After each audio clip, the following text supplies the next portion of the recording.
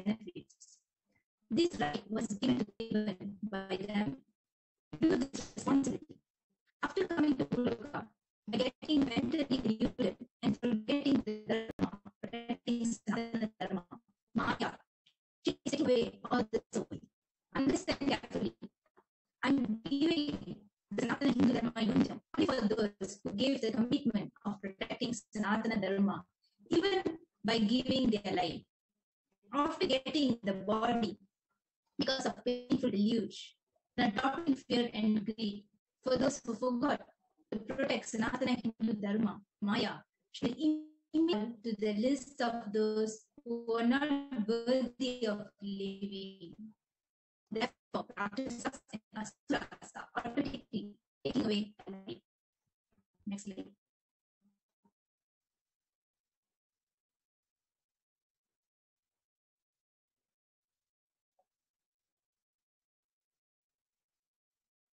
Understand properly. All those who took the Dharma, it is not the Hindu Dharma, but all of you understand the first responsibility of your life is protecting the Dharma. If you protect the Dharma, Dharma will protect you. If you forget to protect another Dharma, you lost the right of living. After that, what bothers whether we forget to destroy? Asuras and Rakshasas will eat you, so that the burden on earth is reduced. Since that Maya, she will keep quiet. I told the cosmic secret, the secret of birth to the whole world as answer. Understand? Follow it in life and protect your soul carefully. This is a graceful truth by me, Mother. So now we'll see a video where the Supreme Point of Hinduism itself directly explain on the secret of birds. So we'll be now playing the video. The secrets of birds.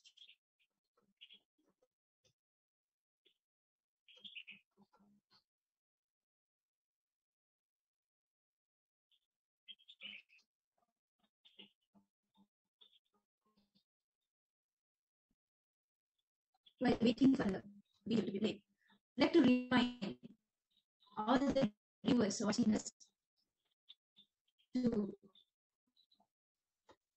remind all the viewers watching us to join the live Akashic reading, the live Parashakti Akashic reading, which will be happening every day live in the morning and evening at 6 a.m. Indian Standard Time and 8 p.m. Indian Standard Time. So now we'll be moving on to the video.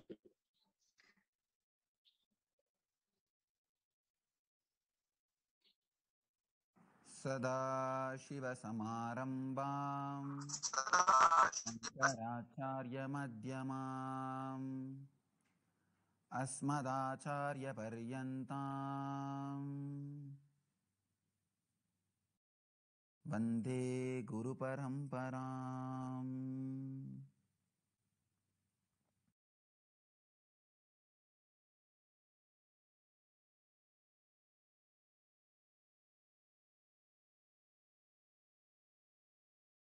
I welcome you all with my love and respects.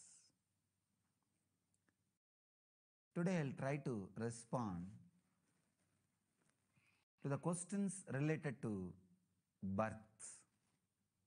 Why do we forget the purpose of life when we are born? Beautiful question. Please understand, when you go through the process of birth, your body slowly comes out of mother's womb. With a heavy pressure, it comes out. That is the moment when the life, individual soul, reflects on the body.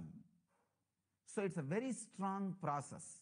One, you are coming out of the place where you are very comfortable, cozy, cool, happy, and completely protected and secured. You don't need to think about your food. You don't even need to think about breathing. because life was extension of mother's life. So there is no responsibility. You are completely protected, secured. From that secure place, you are moving into a space where you need to take the responsibility for yourself. First thing, now you need to start breathing. You need to start eating. You need to start digesting. Now you are responsible for your life.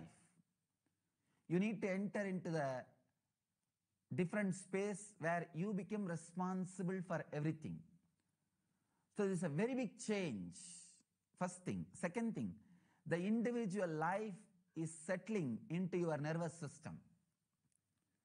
So it's a big chaos. In this big chaos, naturally, you forget the purpose for which you assumed this body.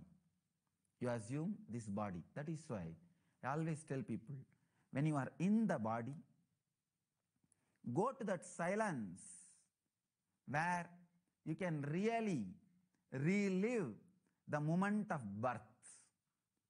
You need to become so silent, so settled into your being, where you can encounter the moment when your life and body overlapped on each other, when your life and your body met each other, when you started taking the responsibility of breathing, when first time you threw the mucus through your nose out, first time you started inhaling and exhaling. If you settle with yourself, when you understand, experience that space even once, you will see very beautifully, very clearly the purpose of your life, which you have forgotten. Actually, the chaos which happened during your birth made you forget why we are born, why you took birth. The purpose of life is forgotten because of the chaos you go through at the time of birth. Now, if you rest, enter into the silence, go back to the same moment. Go back into that same deep moment. You will know the purpose of life. You will accept. You will understand. The next question. Do I have the same purpose of life in every birth? No. Before the birth, at your previous death, see, before you leave the body, your whole life is presented in front of you. You see the whole thing, all the major things which you thought as essence of your life. You see, when you live, you think many outer world things as essence of your life. Many things drives you. For somebody, money drives their life. For somebody, love drives their life. For somebody, eating drives their life. For somebody, sex drives their life. For somebody, power drives their life. Whatever may be driving your life, whatever is purpose of, whatever you think as purpose of your life, you run behind it. At the moment of death, you will evaluate whether your running was proper, whether your running was right or wrong. If your running was right, you will think, oh, that's right. Then I'll run for the same purpose in next life also, in a deeper sense, in a much higher scale. If you feel for which you ran in this life did not give what you wanted, you will see, no, let me change the direction.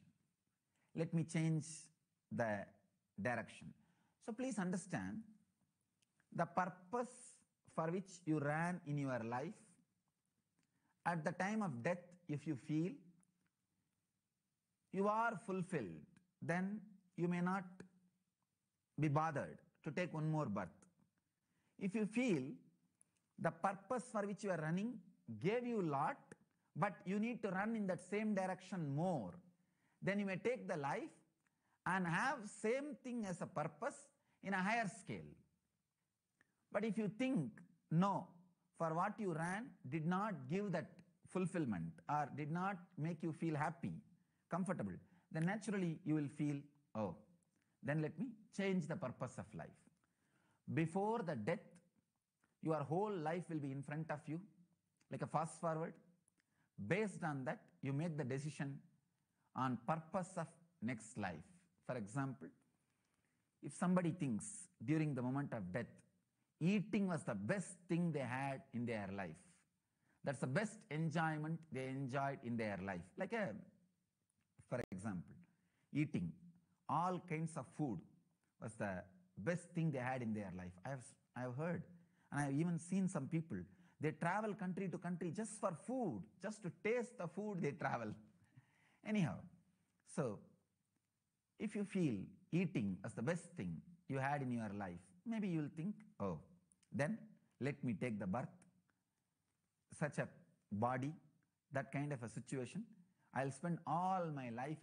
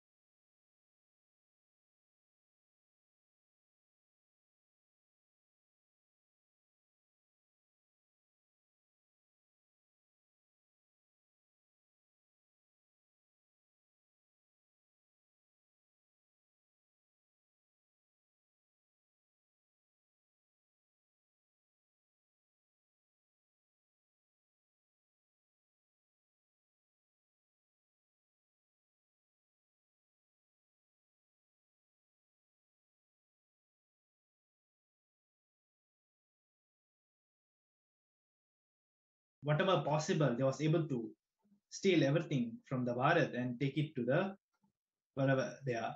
So during that time, the only thing which those people, the British, when they want to invade, the only thing they did not get to take was the enlightenment beings from the Bharat. So, so they had decided and sent the king, the Alexander. They sent him to get an enlightened being from India to take him to the wherever they go. So he goes to the one of the great saint. He goes there and he asks saint, "Oh, now I want you to come to." As he's a king, first he goes and asks, "I want you to come to my country." And the saint, he was very relaxed, very calm, and he was in full ecstasy in the oneness with the divine. He was just sitting just under the tree without any dress, and he was just sitting, and he was sitting in ecstasy. And the saint said, "No, I'm very happy in this place itself. Let me be here." And few times this Alexander has asked him, and as we know, if a king, when we are not listening to them, so the immediate action will be the violence. So he just blackmails the saint. And before that, he even requested the saint, "Oh, let me give you all the pleasures you need, whatever it is, you can come to my country. I will give you a great palace. I give you a great room. I'll give you everything." And the saint says, "No, I don't need anything to fulfill me. I am already fulfilled." And after that, he blackmails the saint, and he immediately takes his sword and to blackmail the saint. And what happened first, the moment he takes out the sword, and the sword was in front of the saint, and the saint started laughing. And it is not a joke to laugh in front of a naked sword, where and a king, and nobody even questions him. And he, whatever he does, nobody questions him, as he's the king. But the saint, the great saint, was laughing, and he said, "What, you want to kill me? You can't kill me. Even if you kill, you will only be able to kill this body, not the soul. I am eternal." And this Alexander was shocked to see that how can somebody talk like this boldly without any fear. He saw that the saint is fearless in front of a naked sword. And the moment he saw that, he just falls, and he asked the saint, "How it is possible for you to talk so boldly and confidently, even in front of a naked sword?" And this saint just laughs. And after that, the saint asked him, "So for what purpose you are doing all this? For what purpose you are invading all the countries, and you are making everything is yours?" And this Alexander says that, "No, this is how I want to make everything as I want to rule the whole world." And the saint asks, "So which country you're going to rule after this Bharat?" And he says, "The next country, the next country." And at last, the saint asks, "So what are you going to do at the end of your life? So what are you going to do?" And the Alexander says that, "Yes, I'm going to rule everything. I want to conquer everything. And I just want to peacefully relax. I want to sit and relax my life." And the saint immediately said, "Fool, that is what I am doing now. I'm at the end. What you are planning to do? I'm already relaxed in the space of enlightenment, and I'm just in ecstasy, in oneness with the divine."